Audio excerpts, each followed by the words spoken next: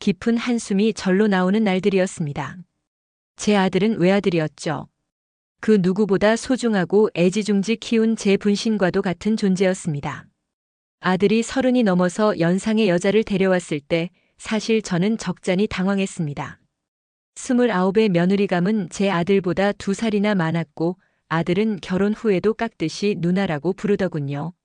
며느리는 피아노 개인 강사를 하는 사람이었습니다. 뭐 시대가 변했으니 그런가 보다 했습니다. 그래도 아들 좋다는데 제가 무슨 말을 하겠어요. 자식 이기는 부모 없다고 그저 아들의 행복을 빌어주는 수밖에 없었습니다. 그렇게 저는 며느리를 새로운 가족으로 받아들였습니다. 결혼하고 1년 만에 귀여운 손주가 태어났습니다. 세상 그 어떤 보석보다도 영롱하고 사랑스러운 존재였습니다.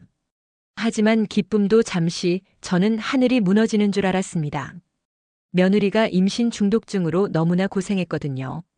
만삭의 몸으로 힘겨워하는 모습을 보며 저의 마음은 찢어지는 듯 했습니다. 출산 후에는 성격이 완전히 달라졌습니다. 원래도 좀 무뚝뚝한 편이었지만 아이를 낳고 나서는 정말 냉정하리만큼 차가워졌습니다. 마치 다른 사람이 된 것 같았습니다. 예전에 상냥하고 밝았던 모습은 온데간데 없고 그저 무표정한 얼굴만이 남아 있었습니다. 제 마음속에는 알 수 없는 불안감이 싹트기 시작했습니다.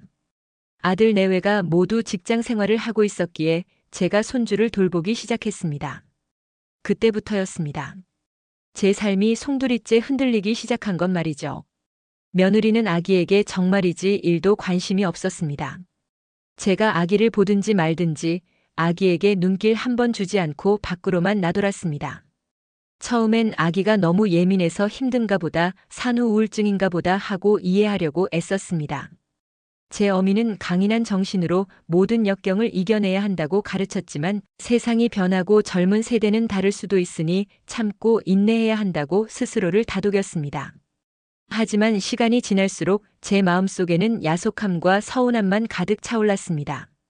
아들은 며느리를 지극정성으로 아꼈고 며느리는 그런 아들을 마치 종 부리듯이 막대했습니다. 명령조의 말투, 존댓말도 없는 반말, 아들의 의견을 묵살하는 태도까지. 그 꼴이 보기 싫었지만 저는 아무 말도 할 수 없었습니다. 혹시라도 제가 며느리에게 한마디라도 했다간 제가 없을 때 아들에게 더 심하게 대할까봐 그저 눈치만 보고 있었습니다. 제 마음은 조마조마했습니다. 아들이 혹시라도 상처받을까봐, 아들의 결혼 생활이 불행해질까봐 노심초사했습니다. 제 자식의 행복을 위해 저 자신을 억누르는 것이 얼마나 힘든 일인지 직접 겪어보지 않은 사람은 결코 알 수 없을 것입니다. 이런 생활이 반복되면서 제 마음은 점점 병들어갔습니다. 조리원에서 퇴원할 때 제가 손주 조리원 비용으로 500만 원을 냈고 매달 시어터 비용으로 200만 원을 며느리에게 주고 있었습니다. 제가 할 수 있는 모든 것을 다 해주고 있다고 생각했습니다. 그런데도 며느리는 고마움조차 모르더군요. 그 흔한 말 한마디 하다못해 작은 미소 한 번 보여주는 법이 없었습니다. 위례 신도시에 사는 아들 내외와 달리 저는 강서구 화곡동에 살았습니다.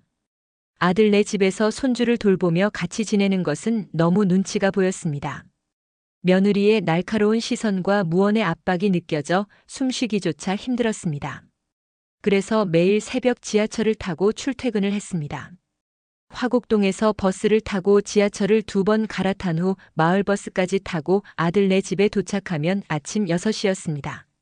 차가 막히거나 예상치 못한 지연이 생길까봐 늘 일찍 집을 나서야 했습니다. 겨울에는 매서운 바람을 맞으며 여름에는 땀으로 범벅이 되어가며 고된 출퇴근을 반복했습니다.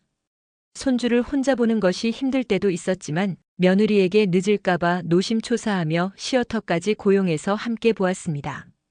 제가 잠시라도 자리를 비우면 며느리가 손주를 제대로 돌보지 않을까 하는 불안감에 시달렸습니다. 퇴근할 때면 아들 내외가 먹을 음식과 반찬을 한 보따리씩 싸들고 대중교통을 이용했습니다.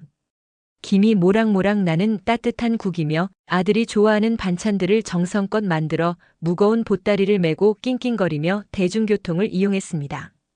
제 몸은 천근만근이었지만 아들이 맛있게 먹을 모습을 생각하면 이 정도 고생은 아무것도 아니라고 생각했습니다. 새벽부터 밤늦게까지 이어지는 고된 일정 속에서도 저는 아들과 손주를 위해 헌신했습니다. 저의 희생과 노력은 오직 그들의 행복을 위한 것이라고 스스로를 위로하며 하루하루를 버텨냈습니다. 그러던 어느 날이었습니다. 며느리가 아무 말 없이 집을 나갔고 며칠 동안 연락조차 되지 않았습니다. 제 마음은 새까맣게 타들어갔습니다. 아들은 어쩔 줄 몰라 했고 저는 손주를 안고 발만 동동 굴렀습니다.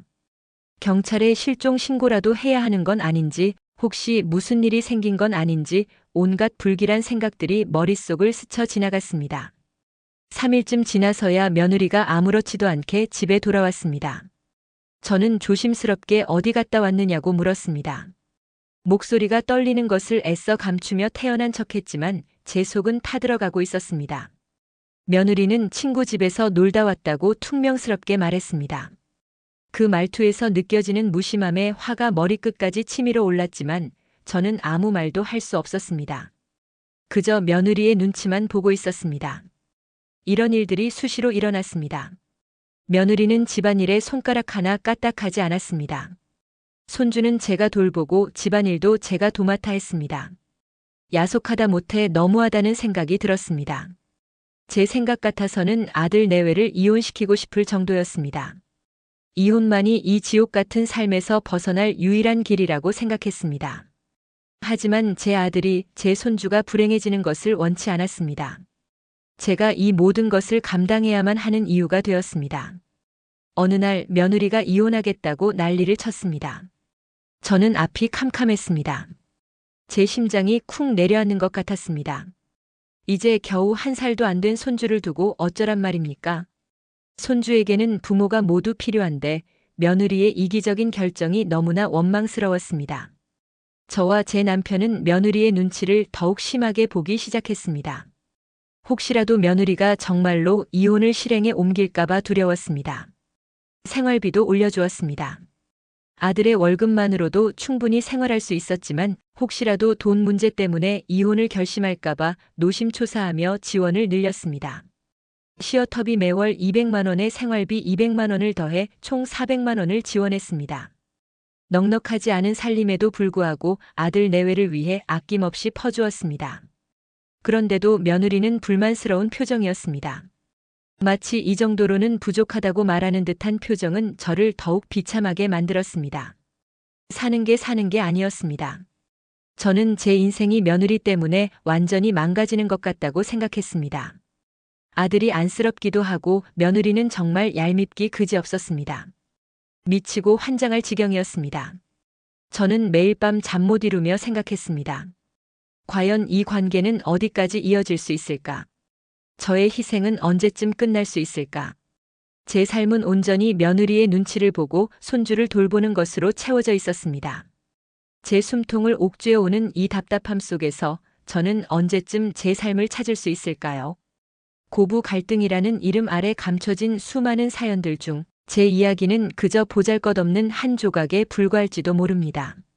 하지만 저에게는 이 모든 것이 삶의 전부이자 거대한 고통이었습니다.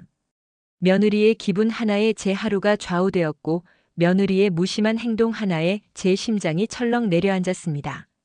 아들에게도 손주에게도 차마 말할 수 없는 이 고통을 홀로 감내하며 저는 오늘도 깊은 한숨을 내쉬었습니다.